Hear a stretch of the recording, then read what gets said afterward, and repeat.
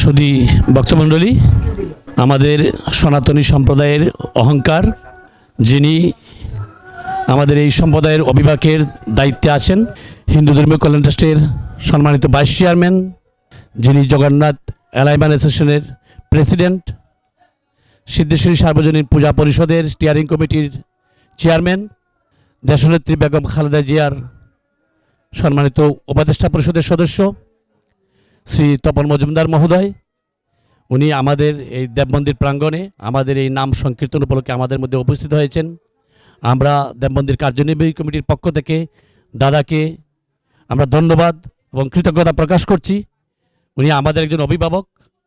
দাদা আমাদের মধ্যে আজকে আমাদের এই নাম সংকীর্তন উপলক্ষে দুটি কথা আমাদেরকে বলবেন।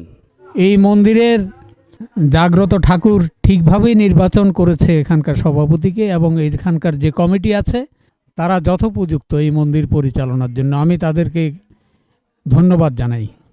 আমি এই হিন্দু ধর্মীয় কল্যাণ ট্রাস্টে যোগদান করার পরে প্রায় 1 বছরের উপরে হয়েছে, প্রায় কিছু সময় আমি চেষ্টা করেছি হিন্দু ধর্মের বিভিন্ন প্রতিষ্ঠান, মঠ, মন্দির, শ্মশান এগুলো উন্নয়নের জন্য কার্যক্রম গ্রহণ করা, আর্থিক অনুদান যথাসাধ্য চেষ্টা করেছি আমার সরকারি তহবিল থেকে।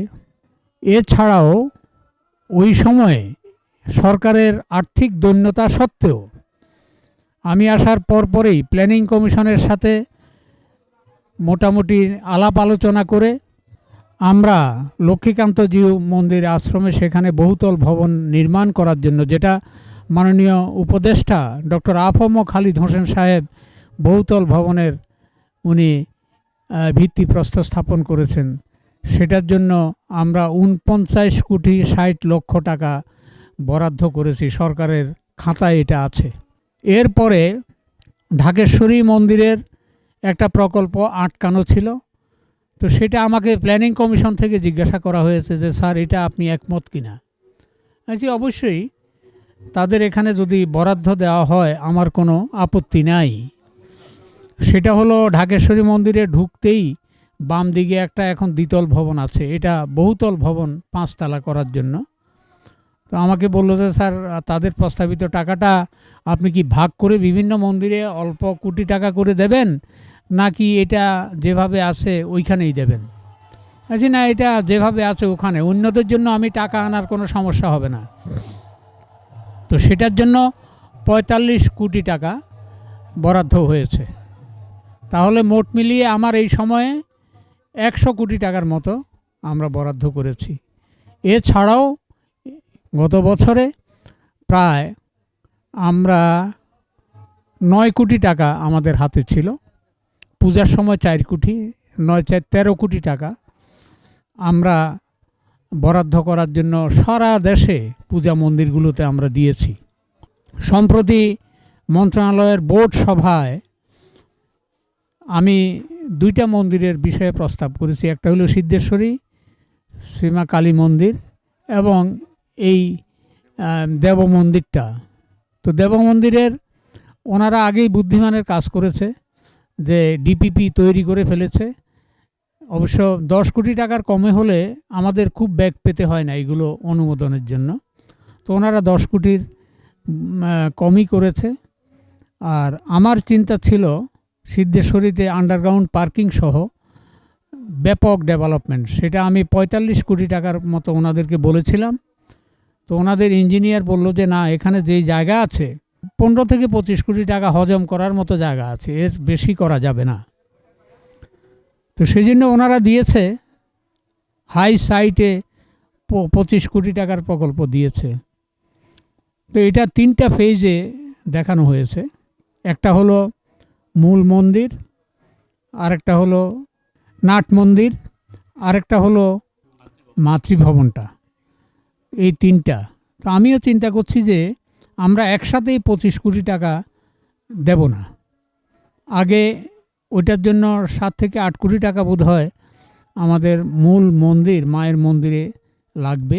সেটা আমরা এই বছর খুব শিগগিরই প্ল্যানিং কমিশনে আমাদের যে মিটিংগুলো হবে ফেব্রুয়ারি মাসের থেকে শুরু হবে, তখন এই মানে আমরা অল্প টাকা মানে 10 কোটি টাকার কমেই আমরা প্রকল্পগুলো সাবমিট করে দেব।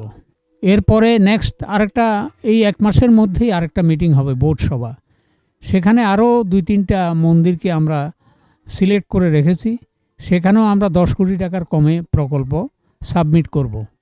এই প্রকল্পগুলোর মূল বিষয় হলো সরকারের দৃষ্টিগোচরে, সরকারের খাতায় সরকারের সবুজ পাতা নামে একটা প্রকল্প তালিকা থাকে।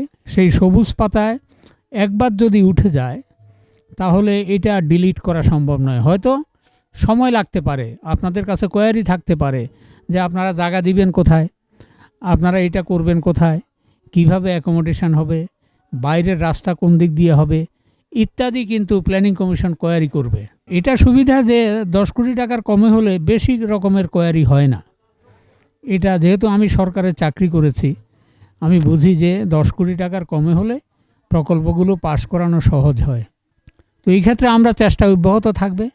আমি যতদিন আছি, ভবিষ্যতে ফেভারেবল গভর্নমেন্ট যদি আসে আমাদের চেষ্টা অব্যাহত থাকবে, এবং সেই চেষ্টাটা আমি যেখানেই থাকি, এখানে থাকি বা অন্য কোনো দায়িত্বে থাকি বা দায়িত্বে নাই থাকি, এখানকার যারা এখন দায়িত্বপ্রাপ্ত হবেন তাদের সাথে এখনকার মতোই সম্পর্কটা থাকবে। অবশ্যই আরেকটা আমি সংস্কার প্রকল্প দিয়েছি, যেটা কমপক্ষে 500 কোটি টাকা সারা দেশে, সেটার কাজ চলছে। আমাদের দুর্বলতার জন্য এটা খুব স্লো হয়ে গেছে। আমরা বিভিন্ন জেলার থেকে এখনও প্রস্তাবগুলো সম্পূর্ণ আকারে পাইনি। আমার একটা স্বপ্ন ছিল যে একটা করে মডেল মন্দির নির্মাণ করা একটা জেলায়, সেটা হলে পরে একটা কথা থেকে যেত। আমার এই বক্তব্যের কোনো আপত্তি আসেনি উপরের মহল থেকেও। সবাই বলছে যে ঠিক আছে, একটা মডেল মন্দির হতে অসুবিধা কী। তো সেটার টাকা যদি 500 কোটি টাকার মধ্যে আমরা ধরে রাখি তাতেও কোনো সমস্যা নেই।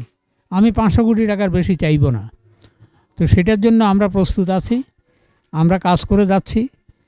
একটা সুবিধা হলো আমার অবস্থানগত দিক, রাজনীতির সাথে হোক বা আমলাতন্ত্রের সাথে হোক, দুই দিকেই আমি আপনাদের জন্য কাজ করার সুযোগ রয়েছে।